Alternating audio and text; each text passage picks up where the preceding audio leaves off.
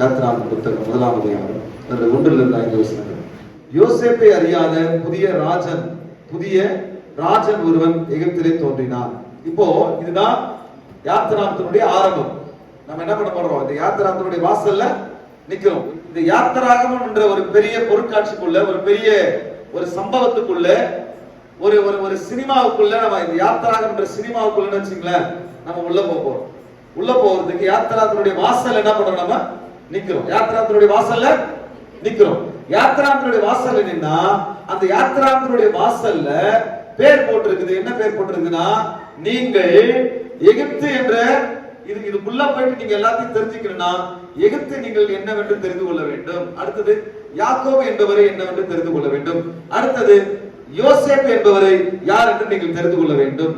இந்த 3 பேர், எகிப்து, யாக்கோபு, யோசேப்பு, இந்த 3 பேரையும் நீங்கள் தெரிந்து கொண்டால்தான் நீங்கள் உள்ளே பிரவேசித்து இந்த பொருட்காட்சிக்குள்ளே நீங்கள் போய் நீங்க எல்லாத்தையும் சுத்தி பார்க்க முடியும். நீங்க சுத்தி பார்த்தீங்கன்னா அப்பதான் உங்களுக்கு புரியும், எது என்னன்னு புரியும். அதனால உங்களுக்கு ஒரு நன்மை நடக்கும் அப்படின்னு சொல்லி எங்க போட்டிருக்குது? அந்த பொருட்காட்சியினுடைய வாயில்ல, என்ட்ரன்ஸ்ல போட்டிருக்குது. என்னென்ன பேர் போட்டிருக்குது? எகிப்து, யாக்கோபு, யோசேப்பு. இந்த 3 பேரை குறித்து போட்டிருக்கிறது. இப்போ அந்த 3 பேரை குறித்து நாம் தெரிந்து கொண்டால்தான் அடுத்த ஸ்டெப் நம்ம என்ன பண்ண முடியும்? உள்ளவே போக முடியும். யாத்திராகமத்துக்குள்ள போக முடியும். இது 3 பேர் தெரிஞ்சுக்காம நீங்க தொபக்கட்டீர் உள்ள போயிட்டீங்கன்னா ஒண்ணுமே புரியாது. கண்ணை கட்டி காட்டுல விட்ட மாதிரி இருக்கும். நீச்சல் தெரியாதவன ஆழத்துல கொண்டு போய் விட்டுட்டு முடிஞ்சா திறமை தான் மேல வாடா அப்படின்னு சொல்ற மாதிரி இருக்கும். இப்ப என்ன பண்ணணும் அப்படின்னு கேட்டீங்கன்னா, யார நீங்க தெரிஞ்சுக்கணும்? எகிப்துன்றது என்னது? ஒரு நாடு. எகிப்துன்றது ஒரு நாடு. அடுத்ததான் யாக்கோபு என்பவன் ஒரு மனிதன். அடுத்ததான் யோசேப்பு என்றவர் ஒரு மனிதன். யார் அவரு? யாக்கோபனுடைய பிள்ளை. யாக்கோபனுடைய பிள்ளை.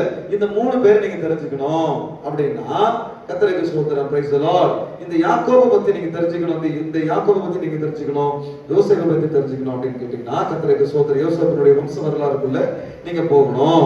எப்படின்னா, ஆதியாகமம் புத்தகம் 12ஆம் அதிகாரம் 1 முதல் 4 வசனங்களை தெரிஞ்சுக்கலாமே. கர்த்தர் ஆபிரகாமை நோக்கி, நீ உன் தேசத்தையும் உன் இனத்தையும் உன் தகப்பனுடைய வீட்டுல கவனிக்கணும். இதெல்லாம் இது சும்மா அப்படியே போக கூடாது. இதெல்லாம் கருத்தா கவனிச்சாதான் யாத்திராவே புரியும், எல்லாம் புரியாது. நீ உன் இனத்தையும் உன் தகப்பனுடைய வீட்டையும் விட்டு புறப்பட்டு நான் உனக்கு காண்பிக்கும் தேசத்துக்கு போ அப்படின்னு ஆண்டவர் சொல்றார். கவனிங்க, கர்த்தர் என்ன பண்றாருன்னா ஆபிரகாமுக்கு தரிசனமாகிறார். இப்ப இங்க யார் வரா? இப்ப நீங்க யார தெரிஞ்சு வச்சிருக்கீங்க? எகிப்து, அதுக்கப்புறம் யாக்கோபு, அதுக்கப்புறம் யோசேப்பு. அப்ப நீங்க எகிப்து தெரிஞ்சுக்கணும்னா, நீங்க யாக்கோபை தெரிஞ்சுக்கணும்னா, யோசேப்பை தெரிஞ்சுக்கணும்னா நீங்க யார தெரிஞ்சுக்கணும்? ஆபிரகாமை தெரிஞ்சுக்கணும். யார தெரிஞ்சுக்கணும்? ஆபிரகாமை தெரிஞ்சுக்கணும். அப்ப ஆபிரகாம் என்றவர் யாரு அப்படின்னு கேட்டீங்கன்னா, அவர் ஒரு சாதாரண மனிதன். மெசபத்தோமியா தேசத்துல அவர் வாழ்ந்து கொண்டிருந்த, அதாவது ஊர் என்ற தேசத்துல வாழ்ந்து கொண்டிருந்த ஒரு சாதாரண ஒரு மனிதன். இது ஆண்டவர் எங்க தரிசனம் ஆகுறாரு? மெசபத்தோமியா தேசத்துல தரிசனம் ஆகுறாரு. என்ன சொல்றாரு? எல்லாத்தையும் விட்டுட்டு நான் உனக்கு காண்பிக்கும் தேசம் எந்த தேசம்? அதுதான் கானான் தேசம் என்று சொல்லப்படுகிற இஸ்ரேல். அந்த நாட்டுக்கு நீ போ. நான் உன்னை பெரிய ஜாதியாக்கி உன்னை ஆசீர்வதித்து உன் பேரை பெருமைப்படுத்துவேன். நீ ஆசீர்வாதமாய் இருப்பாய். உன்னை ஆசீர்வதிக்கிறவர்களை நான் ஆசீர்வதித்து உன்னை சபிக்கிறவர்களை நான் சபிப்பேன். அல்லேலூயா. படிங்க. பூமியில் உள்ள வம்சங்கள் எல்லாம் உனக்குள் ஆசீர்வதிக்கப்படும். அதான் பாட்டு பாடுறாங்களே, பூமியின் வம்சங்கள் உனக்குள் சந்ததிக்குள் ஆசீர்வதிக்கப்படும் என்று ஆசீர்வாத வாய்க்காலாக என்னை மாற்றினீரே. இந்த வார்த்தை எங்க வருது? பூமியின் வம்சங்கள். அதை படிங்க. பூமியின் வம்சங்கள் உனக்குள் சபிக்கிறவர்கள உன்னை ஆசீர்வதிக்கிறவர்களை ஆசீர்வதிப்பேன், உன்னை சபிக்கிறவர்களை நான் சபிப்பேன். பூமியில் உள்ள வம்சங்கள் எல்லாம் உனக்குள்ள ஆசீர்வதிக்கப்படும் என்றார். அங்க இருந்து தான் அந்த பாட்டை எடுத்து இங்க போட்டிருக்காரு. அதான் பாட்டை கேளுங்க, பாட்டை கேளுங்க, பாட்டை பாடுங்க, பாட்டை பாடுங்க, ஆண்டவருடைய பாட்டை கேட்டுட்டே இருக்குன்னு சொன்னது காரணம் என்ன? எதுவுமே வேற கிடையாது, வேற எங்க இருந்து வரல, எல்லாம் வேதத்துல எடுத்து எழுதி இருக்கிறாங்க. அதனால என்ன பண்ணணும், நீங்க பாட்டு வாக்கு தத்துவம் எல்லாம் அதை பாடணும். அது கர்த்தர் கொடுத்த வாக்கு தத்துவம். கர்த்தர் என்ன சொன்னாரு? இப்ப கடைசியா முடிக்க போறேன். எங்க முடிக்க போறேன்? நம்ம எல்லாம் ஆபிரகாமுடைய பிள்ளைங்க. நம்ம எல்லாம் ஆபிரகாமுடைய பிள்ளைங்கன்னா இப்ப வாக்கு தத்துவம் என்ன? பூமியில இருக்க வம்சங்கள்லாம் உனக்கு சந்ததிக்கு ஆசீர்வதிக்கப்படும். எடுத்துக்க பாருங்க, கடைசியா முடிக்கிறதுக்கு நான் சொல்றேன். கலாத்தியர் 3 எடுத்துங்க, 9 வாசிங்க. கலாத்தியர் 3:7 வாசிங்க பார்க்கலாம். 7:9 வாசிங்க. கலாத்தியர் 3:7-9. சிஸ்டர், நீங்க வந்து அந்த ஆதியாகமம் புத்தகம் வாசிங்களா? அதை வாசிங்க. அதை வாசித்த உடனே ஆகையால் இப்ப பாருங்க சிஸ்டர், அது 12 வாசிங்க. ஆதியாகமம் 12 வாசிங்க சிஸ்டர். வாசிங்க. ஒருத்தர் கலாத்தியர் ஒரே நிமிஷம் இருங்க. ஆதியாகமம் 12 நான் சொன்ன வார்த்தையை வாசிங்க. கடைசியா வாசிங்க. ஒருத்தர் வந்து கலாத்தியர் இது எப்படி இணைந்து பாருங்க. இதான் விசுவாசம். எப்படி இணைந்து பாருங்க. எப்படி நம்ம எல்லாம் எப்படி ஆபிரகாமுக்குள்ள மாற பாருங்க. கர்த்தர் ஆபிரகாம் கொடுத்த வாக்குத்தத்தம் எப்படி மாறுதுன்றது மட்டும் பாருங்க. இப்ப பாருங்க 12 வாசிங்க. கர்த்தர் ஆபிரகாமை நோக்கி, நீ உன் தேசத்தையும் உன் இனத்தையும் உன் தகப்பனுடைய வீட்டையும் விட்டு புறப்பட்டு நான் உனக்கு காண்பிக்கும் தேசத்திற்கு போ. நான் உன்னை பெரிய ஜாதியாக்கி உன்னை ஆசீர்வதித்து உன் பேரை பெருமைப்படுத்துவேன். நீ ஆசீர்வாதமாய் இருப்பாய். உன்னை ஆசீர்வதிக்கிறவன் ஆசீர்வதிப்பேன், உன்னை சபிக்கிறவரை நான் சபிப்பேன். இப்ப கவனிங்க, பூமியில் உள்ள வம்சங்கள் எல்லாம் உனக்குள் ஆசீர்வதிக்கப்படும். அல்லேலூயா. இப்ப படிங்க, பூமியில் உள்ள வம்சங்கள் எல்லாம் உனக்குள்ள பண்ணும் ஆசீர்வதிக்கப்படும். இப்ப பவுல் என்ன சொல்றார்? கலாத்தியர் என்ன சொல்றாரு? படிங்க 3:7. ஆகையால் விசுவாச மார்க்கத்தார் எவர்களோ, அதாவது those who are Christians, those who are believing Jesus Christ, இயேசுவை யாரெல்லாம் நம்புகிறார்களோ அவர்களெல்லாம் விசுவாச மார்க்கத்தார். The person who is believing the Lord and Savior of Jesus Christ. Hallelujah. Is called, அவன் என்ன சொல்றான்? விசுவாச மார்க்கத்தார். அவன் faithனுடைய வழியில் இருக்கிறான். யாரெல்லாம் இயேசுவை நம்புகிறார்களோ அவர்கள் எல்லாரும் படிங்க. கவனிச்சீங்களா? யாரெல்லாம் இயேசுவை நம்புகிறீர்களோ, இந்த வாக்குத்தத்தம் ஆபிரகாம் கொடுத்த வாக்குத்தத்தம் என்ன? பூமியில் இருக்கிற எல்லா வம்சமும் ஆபிரகாமே உனக்குள் உன் சந்ததிக்குள் ஆசீர்வதிக்கப்படும் அப்படின்னு சொல்லி அந்த வாக்குத்தத்தம், அங்க சொன்ன வாக்குத்தத்தம் புதிய ஏற்பாட்டுல வருது. விசுவாச மார்க்கத்தார் எல்லாரும் ஆபிரகாமினுடைய பிள்ளைகள். அதான் சொல்றாங்க, என் தகப்பன் ஆபிரகாம். அல்லேலூயா. மறுபடியும் படிங்க, 7 படிங்க. ஆகையால் விசுவாச மார்க்கத்தார் யாரெல்லாம் இயேசுவை தன் சொந்த இரட்சகராக, தன் சொந்த தெய்வமாக, தன் தகப்பனாக, தன் கடவுளாக ஏற்றுக்கொண்டு இருக்கிறார்களோ எவர்களோ அவர்கள் எல்லாரும் ஆபிரகாமின் பிள்ளைகள் என்று அறிவீர்களா? 9 வாசிங்க. அந்தப்படி விசுவாச மார்க்கத்தார், விசுவாசமுள்ள ஆபிரகாமுடனே கூட ஆசீர்வதிக்கப்படுகிறார்கள் என்று அறிந்து, அது ஆண்டவர் சொல்லி இருக்கிறார். அந்தப்படி விசுவாச மார்க்கத்தார் அப்படி படிக்கணும். விசுவாசம் உள்ள ஆபிரகாமுடனே கூட ஆசீர்வதிக்கப்படுகிறார்கள். படினா சரி, இப்போ கர்த்தருக்கு ஸ்தோத்திரம். இப்போ நான் சொன்னேன் இல்லையா, முதல்ல கர்த்தர் கொடுத்த வாக்குத்தத்தம், ஆபிரகாமுக்கு வாக்குத்தத்தம் கொடுத்தாரு. அந்த வாக்குத்தத்தம் எப்படி அது மாறுகிறது என்று சொன்னால், யாரெல்லாம் இயேசுவை நம்புறாங்களோ அவெல்லாம் ஆபிரகாமுடைய பிள்ளைகளாய் மாறுகிறார்கள். கிறிஸ்துவுடனே கூட, கிறிஸ்து விசுவாச மார்க்கத்தால் எல்லாரும் ஆண்டவராக இயேசு கிறிஸ்துவின் மூலமா ஆபிரகாமுடனே கூட ஆசீர்வதிக்கப்படுகிறார். அல்லேலூயா. அப்போ வேதத்தில் எழுதப்பட்டிருக்கிற அத்தனை வாக்குத்தத்தங்களும் ஆபிரகாமுக்கு சொந்தம், ஆபிரகாமுடைய சந்ததிக்கு சொந்தம். அப்போ வேதத்தில் இருக்கிற அத்தனை வாக்குத்தத்தங்களும் இயேசுவை நம்புகிற எனக்கு ஆபிரகாம் மூலமா எனக்கு பலிக்கிறது. அல்லேலூயா. பழைய ஏற்பாட்டில் இருக்கிற வாக்குத்தத்தம் எல்லாம் ஆபிரகாமுக்கு சொந்தம், ஆபிரகாமுடைய சந்ததிக்கு சொந்தம், ஆபிரகாமுக்காகவும் ஆபிரகாமுடைய சந்ததிக்காகவும் எழுதப்பட்டது. அப்போ புதிய ஏற்பாடு என்ன சொல்கிறது சொன்னால், இயேசுவை விசுவாசிக்கிறவன் ஆபிரகாமுடைய பிள்ளையா விசுவாச மார்க்கத்தால் ஆபிரகாமுடைய பிள்ளைகள் என்று மாற்றப்படுகிறார்கள். அப்ப ஆபிரகாமுடைய பிள்ளையா நான் மாறுகிறேன் என்று சொன்னால், நான் யாருக்கு சொந்தக்காரனா இருக்கிறேன் என்று சொன்னால், நான் வாக்குத்தத்தத்துக்கு சொந்தக்காரரா இருக்கிறேன். நானும் வாக்குத்தத்தத்துக்கு சொந்தக்காரரா இருக்கிறேன். அதனாலதான் மறுபடியும் கரங்களை உயர்த்தி சொல்லுங்க, கர்த்தருடைய விருப்பம் என்ன, கர்த்தருடைய எதிர்பார்ப்பு என்ன, கர்த்தருடைய ஆசை என்ன? இஸ்ரவேலை ஆசீர்வதிப்பதே கர்த்தருக்கு பிரியம். That means ஆபிரகாமுடைய பிள்ளையை ஆசீர்வதிக்கிறது அவருக்கு பிரியம். நான் ஆபிரகாமுடைய பிள்ளை, நீங்கள் ஆபிரகாமுடைய பிள்ளைகள் என்று சொன்னால், என்னை ஆசீர்வதிப்பது கர்த்தருக்கு பிரியம். கரங்களை உயர்த்தி சொல்லுங்க. ரட்சிப்பு உண்டாகுனா பண்ண நாவினா அறிக்கை பண்ண. கரங்களை உயர்த்தி சொல்லுங்க பார்க்கலாம். நான் ஆபிரகாமுடைய பிள்ளை, என்னை ஆசீர்வதிப்பது கர்த்தருக்கு பிரியம். அந்த ஆசீர்வாதம் நேரடியா பணமா வராதுங்க, நேரடியா பொருளா வராது, நேரடியா வராது. விசுவாசத்தின் ஊடாக தான் வரும். பை டே ஒவ்வொரு நாளாக அது பரிணாம வளர்ச்சியில அந்த விசுவாசம். இன்றைக்கு கர்த்தர் உங்கள் தலைமையில கையை வச்சு வைக்கிற இந்த தேவ செய்தி நேரத்துல விசுவாசமா உட்கார்ந்து இருக்கிற உங்க மேல கர்த்தருடைய கரம் தொட்டு உங்களை ஆசீர்வதிக்கிறானா, நாளைக்கே நீங்க ஆசீர்வாதம் பார்க்க மாட்டீங்க. அது நாளுக்கு நாள் பரிணாம வளர்ச்சி அடைந்து மிகப்பெரிய ஆசீர்வாதத்துல போவீங்க. அதுக்கு காரணம் இன்னைக்காக. அல்லேலூயா. அதுக்கு காரணம் இன்னைக்கு ஆண்டவர் உங்களுக்கு விதையை போட்டிருக்காரு. இன்னைக்கு காரணம் கர்த்தர் உங்களை ஆசீர்வதிச்சிருக்கிறார். இதுக்கு தான் உங்களை சபையில வர சொல்றதுதான். ஆண்டவர் சொன்னார், நானே வழியும் சத்தியம் ஜீவனமா இருக்கிறேன், என்னை என்று ஒருவனும் பிதான வர மாட்டான். ஒருவன் எனக்குள்ளே வந்தால், ஒருவன் எனக்குள்ளே என் வழியா வருவான் என்று சொன்னால், அவன் உள்ளும் புறமாக மேய்ச்சலை கண்டடைவான், அவன் செழிப்பா இருப்பான், ஆசீர்வாதமா இருப்பான் ஆண்டவர் சொன்னார். சொல்லிட்டு இன்னொன்னு சொன்னாரு ஆண்டவர் அவருடைய வார்த்தை பிரகாரம் சொல்லுது, பெத்தே தேவனுடைய வீடு. அதுதான் தேவனுடைய வீடு தான் அந்த வழிக்கான வாசல். இந்த சபைதான் உங்களுடைய ஆசீர்வாதத்துக்கான வாசலே. இயேசு கிறிஸ்துக்குள்ள நீங்க என்டர் ஆகணும். இயேசு கிறிஸ்து என்ற வழிக்குள்ள நீங்க உள்ள பிரவேசிக்கணும்னா ஒரு வாசல் இருக்கிறியா, அந்த வாசலுக்குள்ள நீ போனால் அந்த வழிக்குள்ள போக முடியும். அதுதான் என்ன என்று சொன்னால், ஏல் பெத்தேல் தேவனுடைய வீடு என்ற வாசல். தேவனுடைய வீடு. இந்த வாசலை விட்டுட்டு வழி தெரியாது. சபையை விட்டவனுக்கு வழி தெரியாது.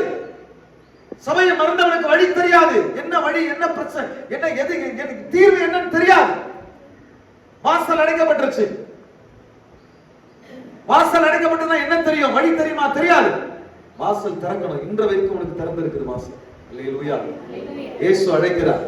துன்பம் வந்துருச்சுனா, கஷ்டம் வந்துருச்சுனா, லாபம் இருக்கும்போது கூட இருப்பான், ஆசீர்வாதம் இருக்கும்போது கூட இருப்பான், சந்தோஷத்துல கூட இருப்பான், மகிழ்ச்சியில கூட இருப்பான். துன்பம் கஷ்டம் வந்து பறந்து ஓடு போயிடுவான். ஆனா வசனம் சொன்னது, நீதிமானுக்கு வரும் துன்பங்கள் அநேகமா இருக்கும், கர்த்தர் அவை எல்லாவற்றிலும் அவனோடு கூட நின்று அவனை விடுதலை ஆக்குவான். எவ்வளவு பெரிய கடவுளையா நம்முடைய கடவுள். எவ்வளவுதான் பிரச்சனை வரட்டுமே, எவ்வளவுதான் போராட்டம், எவ்வளவுதான் பாடு, எவ்வளவுதான் நிந்தனை, எவ்வளவுதான் குறைகள், எவ்வளவுதான் வரட்டுமே, வேதம் சொல்லுது கர்த்தர் நின்று உன்னை விடுதலை ஆக்குவான். தேவனுடைய பிள்ளைகளே, நீங்கள் யாக்கோபு எகிப்து தெரிஞ்சுக்கணும். நீங்க இந்த யாத்திராத்துக்குள்ள பிரவேசிக்கணும்னா யாக்கோபை தெரிஞ்சுக்கணும், யோசேப்பை தெரிஞ்சுக்கணும். இவங்க ரெண்டு பேரை தெரிஞ்சுக்கணும். எகிப்து நீங்க தெரிஞ்சுக்கணும்னா யாரை தெரிஞ்சுக்கணும்? ஆபிரகாமை தெரிஞ்சுக்கணும். ஆபிரகாமை தெரிஞ்சுக்கிறது மாத்திரம் இல்ல, நான் ஆபிரகாமுடைய பிள்ளைன்னு நம்பணும். அல்லேலூயா, அல்லேலூயா. இந்த நம்பிக்கை இல்லாம உங்க எல்லாரும் நான் கையை பிடிச்சி யாத்திராகம் என்ற அந்த எக்ஸிபிஷனுக்குள்ள உங்களை நான் கூட்டு போறேன். எல்லாரும் கையை பிடிச்சு நான் கூட்டு போறேன். கூட்டு போகும் பொழுது நீங்க நம்பிக்கை இல்லாம என் பின்னாடி வந்துடாதீங்க. நம்பிக்கை இல்லாம வந்தீங்கன்னா உங்களுக்கு வெறுப்பா இருக்கும், உங்களுக்கு கஷ்டமா இருக்கும், ரொம்ப ஒரு மாதிரி இருக்கும். ஆனா நம்பிக்கையோடு கூட என் கையை பிடிச்சிட்டு நீங்க வந்தீங்கன்னா, என்ன நம்பிக்கை? நான் ஆபிரகாமுடைய பிள்ளை. வசனம் சொல்லுது, உங்களை போல நானும் ஒரு மனிதன் தான், உங்களை போல நானும் இயேசுவை ஏற்றுக்கொண்டவன் தான். இயேசுவை ஏற்றுக்கொண்ட பின்பாக பல அடிகள் உதைகள் வாங்கி பல பிரச்சனைகளை சந்தித்து மரணம் வரையில் எனக்கு பிரச்சனை கொடுத்தாங்க. இருந்தாலும் அதை சகிச்சதுக்கு அப்புறம் ஆண்டவர் எனக்கு கொடுத்த விசுவாசம் நம்பினதுக்கு அப்புறம் இந்த ஊழியக்காரனா கர்த்தர் என்னை வச்சிருக்கிறார். அல்லேலூயா. அதனால ஊழியக்காரன்றதுனால பெரிய ஸ்பெஷலா நினைச்சிடாதீங்க. நானும் உங்களை போல ஒரு ஆளுதான். நானும் உங்களை மாதிரி உட்கார்ந்து வசனம் கேட்டவன் தான். எனக்கு இப்படி போதிக்கப்பட்டதுதான். உங்களை மாதிரி உட்கார்ந்து இருந்த போது எனக்கும் சொல்லி கொடுத்தாங்க, நீ ஆபிரகாமுடைய பிள்ளைப்பா, நான் சொல்லப்பா, வசனம் சொல்லுதுன்னு சொன்னாங்க. நான் அந்த வசனத்து மேல நம்பிக்கை வச்சேன். அல்லேலூயா, அல்லேலூயா. அதுபோல கர்த்தர் சொல்றாரு, நீ ஆபிரகாமுடைய பிள்ளை. யாருடைய பிள்ளை? நீ ஆபிரகாம் பிள்ளை. வசனம் சொல்லுது, கர்த்தர் ஆபிரகாமுக்கு எங்க தரிசனம், அந்த மேப் காட்டணும் இல்லையா, மெசபத்தோமில இந்த தேசத்துல தரிசனமாகி மறுபடியும் வாசிக்கிட்டார். ரொம்ப அருமையான வார்த்தை. அந்த வார்த்தைகள்லாம் படிங்க. உன்னை சபிக்கிறவர் யாருன்னா உன்னை பார்த்து நாசமா போன்னு சொன்னா அவன் நாசமா போயிடுவான். அல்லேலூயா. யாருன்னா உன்னை ஒருத்தவனுக்கு மந்திரம் பண்ணா அந்த மந்திரம் அவனுக்கு ரிட்டர்ன் ஆகும். யாருன்னா நீ நல்லா இருக்கணும்னு சொல்லி விரும்பினா அவன் நல்லா இருப்பான். யாருன்னா நீ நல்லா இருப்பான்னு வாழ்த்துனா அவனும் நல்லா இருப்பான். யாருன்னா ஒருத்தவனை சபிக்கிறவரை நான் சபிப்பேன், உன்னை ஆசீர்வதிக்கிறவர்களை ஆசீர்வதி. என்னையா வாக்குத்தத்தம் இதெல்லாம்? எங்கயா கிடைக்கும்? யார் யார் சொல்லிக் கொடுப்ப? சொன்னவர் சொன்னதை கை செஞ்சு காட்டுறாரு, கைவிட மாட்டாருங்க. அவர் சொல்லிட்டு சரிப்பா நீ இந்த பக்கம் போற அந்த பக்கம் போறன்னு போயில்ல, சொல்லிட்டு சொல்ல படிங்க சார். நான் உன்னை பெரிய கர்த்தர் ஆதரவு படிங்க, 1வது வசனத்துல படிங்க. கர்த்தர் ஆபிரகாமை நோக்கி நீ உன் தேசத்தையும் உன் இனத்தையும் உன் தகப்பனுடைய வீட்டையும் விட்டு புறப்பட்டு போ, நான் உனக்கு காண்பிக்கும் தேசத்திற்கு போ, நான் உன்னை பெரிய ஜாதியாக்கி உன்னை ஆசீர்வதித்து உன் பேரை பெருமைப்படுத்துவேன். இது வாக்குத்தத்தம். நெஞ்சில கை வைக்கிறோம், நெஞ்சில கை வை. தலைமையில கை வைக்கிறோம், தலைமையில கை வை. இன்னைக்கு உனக்கான வார்த்தை. கர்த்தருக்கு ஸ்தோத்திரம், பிரைஸ் எல்லாம். கரங்களை உயர்த்துறவங்க கரங்களை உயர்த்துங்க. நான் கர்த்தருடைய வாக்கு, ஏன்னா நீ ஆபிரகாமுடைய பிள்ளை, அவருடைய வாக்குத்தத்தம் உனக்கு இருக்குது, எனக்கு இருக்குது. நம்புங்க, நம்பிக்கை தான். நான் சொன்ன இந்த உலகத்தை ஜெயிக்கணுமா, பிரச்சனை ஜெயிக்கணுமா, வெப்பன் விசுவாசம் தான். ஒரே ஒரு ஆயுதம் விசுவாசம் என்ற ஆயுதம் தான், வேற ஆயுதமே கிடையாது. நீ ஜெயிக்கணுமா, விசுவாசம் என்ற ஆயுதத்தை எடுத்து பயன்படுத்தி ஜெயிச்சிருவ. வேற எந்த ஆயுதமும் கிடையாது. கர்த்தர் கொடுத்த ஆயுதம் அதுதான். அதனால சொல்றேன், நெஞ்சில கை வைக்கிறவங்க நெஞ்சில கை வைங்க, தலைமையில கை வைக்கிறவங்க தலைமையில கை வைங்க, கரங்களை உயர்த்துறவங்க கரங்களை உயர்த்துங்க. கர்த்தர் சொன்ன வாக்குத்தத்தம் ஆபிரகாமுக்கு அப்படி என்று சொன்னார். என் அப்பனுக்கு என் ஆண்டவர் சொன்ன வாக்குத்தத்தம், என் அப்பனுடைய சொத்து எனக்கு, என் அப்பனுடைய வாக்குத்தத்தம் எனக்கு, என் அப்பனுடைய சாபம் எனக்கு. ஆண்டவர் சாபத்தை நீக்கி ஆண்டவர் என்னை ஆசீர்வாதம் உள்ளவனாய் மாற்றி இருக்கிறார். அல்லேலூயா, அல்லேலூயா. கர்த்தருக்கு ஸ்தோத்திரம். தகப்பனாகிய ஆபிரகாமுக்கு கொடுத்த வாக்குத்தத்தம் கரங்களை வைத்து சொல்லுங்க, நான் உன்னை ஆசீர்வதித்து, நான் சொல்றது அப்படியே ஆமென் சொல்லுங்க. நான் உன்னை ஆசீர்வதித்து உன்னை பெருக பண்ணுவேன், திரளாய் பெருக பண்ணுவேன், உனக்கு உன் சந்ததிக்கு இந்த தேசத்தை தருவேன். கர்த்தர் ஆபிரகாமுக்கு சொன்ன வாக்குத்தத்தம். படிங்க சிஸ்டர் மறுபடியும் அந்த வார்த்தையை. கர்த்தர் ஆபிரகாமை நோக்கி நீ உன் தேசத்தையும் உன் இனத்தையும் உன் தகப்பனுடைய வீட்டையும் புறப்பட்டு நான் உனக்கு காண்பிக்கும் தேசத்திற்கு போ. கவனிங்க, நீங்க ஒண்டியா இருக்கிறீங்க, ஒண்டியா இருக்க மாட்டீங்க. கர்த்தர் உங்களுக்கு கொடுத்த வாக்குத்தத்தம் சொன்னதை அவர் மறக்கவும் மாட்டாரு, சொன்னது மாறவும் மாட்டாரு. நான் ஒண்டியா இருக்கிறேன்னு சொல்லாத. அந்த இந்த வாக்குத்தத்தம் ஆபிரகாமுக்கு வரும்போது ஒண்டியா இருந்தான். இன்னைக்கு ஒரு நாடே இருக்குது. கர்த்தருக்கு ஸ்தோத்திரம். அந்த ஒரு மனுஷனுக்கு வந்த மக்கள் தான் இன்னைக்கு இஸ்ரேல் ஃபுல்லா வாசமா இருக்கிறாங்க. அந்த ஒரு மனுஷனுக்கு கொடுத்த வாக்குத்தத்தம். இன்னைக்கு சொன்ன மெசொப்பொத்தேமியா தேசம், அந்த மெசொப்பொத்தேமியா தேசம் அப்படியே கீழே இறங்கி வந்தா இஸ்ரேல் கானான் தேசம். ஆண்டவர் சொன்னாரு, நீ ஒருத்தனா அந்த நாட்டுக்கு போ, நீ நட, ஒரு சந்ததிக்கு தருவனாரு. இன்னைக்கு அந்த நாட்டை ஆண்டு கொண்டு இருக்கிறது அந்த ஒரு மனுஷன் கிட்ட வந்த ஜனக்கூட்டம் தான் ஆண்டுகிட்டு இருக்குது. இந்த ஒரு மனுஷன் வாங்கின வாக்குத்தத்தம், அந்த ஒரு மனுஷன் மேல வந்த கர்த்தருடைய கரம் அப்படி மாற்றினது. அல்லேலூயா. இந்த கடவுளை நீங்க யாரும் நினைச்சீங்க? நீங்க ஆராதிக்கிற தேவனை லேசப்பட்ட கடவுளா? என்னையா? ஒருவராய் சாகாமை உள்ளவர், தாம் ஒருவரே ஞானம் உள்ளவர், ஐஸ்வர்ய சம்பனர், ஈடு இணை இல்லாதவர், நிகரற்றவர், எதனோடு கூட ஒப்பிட முடியாத, நான் சர்வ வல்லமையுள்ள தேவன் என்று சொல்லி திருவுளம் பற்றின சர்வ வல்லமையுள்ள பரமேஸ்வரன். பரமண்டலத்தை ஆளுகை செய்கிற பரந்தாமன். ஒரு வைராக்கியம் வரணும். இயேசுவை நினைக்கும் போது, கர்த்தரை நினைக்கும் போது பயங்கரமான என் ஆண்டவர் யாரையா? சும்மா சாதாரண ஆண்டவர். என் கடவுள் பெரியவர். Praise the Lord. அல்லேலூயா. சொங்கி மாதிரி எல்லாம் பயந்துகிட்டு நடுங்கிட்டு எல்லாத்துக்கும் பயந்து நடுக்க கூடாது. ஆண்டவர் பயங்கரமா வெப்பன் கொடுத்திருக்காரு. பிலீவ். என்ன வெப்பன் கொடுத்திருக்காரு? ஃபெய்த். என்ன விசுவாசம் கொடுத்திருக்காரு? ஃபெய்த். கர்த்தருக்கு ஸ்தோத்திரம். நம்பிக்கைன்ற விசுவாசம் கொடுத்திருக்காரு. இனிமே உங்க பேரை எழுதும் போது நீங்க எழுதி வச்சுங்க, சோன்சோ பிரபாகரன் ஃபெய்த். விசுவாசம் இல்லாம பிரபாகரன் இல்ல. உங்க பேரை எழுதிங்க. அதே மாதிரி உங்க பேரை எழுதி ஃபெய்த் போட்டு வச்சுங்க. நம்பிக்கை. நம்பிக்கை தான் உலகத்தை ஜெயிக்கிற ஜெயம். ஆண்டவர் கொடுத்த வாக்குத்தத்தம் ஒரு நாட்டையே உருவாக்கி இருக்கு. படிங்க தொடர்ந்தது. உன்னை ஆசீர்வதித்து உன் பேரை பெருமைப்படுத்துவேன். நீ ஆசீர்வாதமா இருப்பாய்.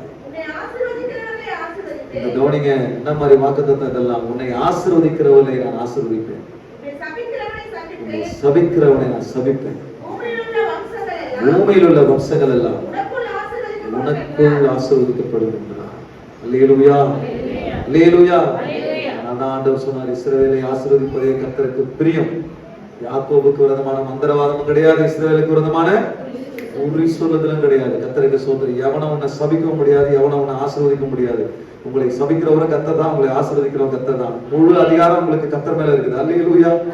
எந்த மனுஷன் கட்டி நம்ம குடிய பிடிச்சி கர்த்தர் கொடுக்கவே இல்லை. நம்முடைய தலை மேல கர்த்தருடைய கரம் இருக்குது. எத்தனை பேர் நம்புறீங்க? அல்லேலூயா. நம்ம குடிமை யாருக்கிட்டே இல்லை, நம்ம தலை மேல யார் கரம் இருக்குது? கர்த்தருடைய கரம் இருக்கிறது. கர்த்தருக்கு ஸ்தோத்திரம். எதுவும் உங்களை ஆளுகை செய்ய முடியாது, எதுவும் உங்களை மடிவாக்க முடியாது, உடைச்சிட முடியாது. அல்லேலூயா. ஏன்னா கர்த்தருடைய ஆசீர்வாதம் மேல இருக்குது. அப்பாவுடைய ஆசீர்வாதம், தகப்பனுடைய ஆபிரகாமுடைய ஆசீர்வாதம், அந்த வாக்குத்தத்தம் உங்க மேல இருக்குது. ஒருத்தரும் உங்களுக்கு மந்திரம் பண்ண முடியாது, ஒருத்தரும் உங்களுக்கு குறி சொல்லி உங்களை அழிச்சிட முடியாது. ஏனென்றால் மந்திரவாதமும் கிடையாது, உங்களுக்கு விரோதமா குறி சொல்லுவதும் கிடையாது. ஒன்னே ஒண்ணுதான் உங்களுக்கு என்ன ஆண்டு வச்சிருக்கிறாரு. கர்த்தர் எனக்கு வச்சிருக்கிறது என்னதான்? ஆமா, அதை நோக்கி போயிட்டே இருக்கும். கர்த்தர் எனக்கு வச்சிருக்குதா? என்ன வச்சிருக்கிறாரு? ஆசீர்வாதம் வச்சிருக்கிறாரு. அதை நோக்கி போயிட்டே இருக்கணும், ஆசீர்வாதம் பெற்றுக்கொள்ள போயிட்டே இருக்கணும். அது ஆகையா மேகம் போன்ற எத்தனை திரளான சாட்சிகள் நம்மை சூழ்ந்து கொண்டு இருக்கு. இதெல்லாம் சாட்சி. ஆபிரகாம்லாம் சாட்சி. பாரமான யாவற்றை நம்ம சுற்றி நெருங்கி நிற்கிற பாவத்தையும் தள்ளி விட்டு விசுவாசத்தை துவங்கினவர் முடிக்கிறவமாக இயேசுவை நோக்கி ஓட்டத்தை பொறுமையோடு ஓடுகிறது. நமக்கு முன்னாடி யார் தான் இருக்கிறா? அல்லேலூயா. யார் தான் இருக்கிறா? இயேசுதான் இருக்கிறார். விசுவாசத்தை துவங்கினவர், விசுவாசத்தை முடிக்கிறவருமாகிய இயேசுவை நோக்கி ஓட்டத்தை பொறுமையோடு ஓடுகிறது. நிறைய வரும், ஆனா நம்ம பார்வை யார் மேல தான் இருக்கும்? பெரும்பாலும் ஸ்ரீ மாதிரி அந்த நம்ம பார்வை இயேசு மேல தான் இருக்கும். நான் போய் அவரை தொட்டா நான் நல்லா இருக்கும். அல்லேலூயா. நான் அவர்கிட்ட போயிட்டேனா, நான் தொட்டுட்டேனா போதும் நான் நல்லா இருக்கும்.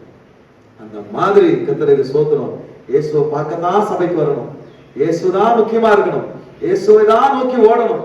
இயேசுவை தான் தொடணும். இயேசுவை தான் பிரியப்படுத்தணும்.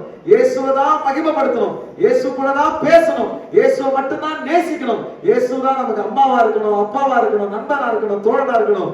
என் வாழ்க்கையெல்லாம் இயேசுவா இருக்கணும். நம்ம வாழ்க்கை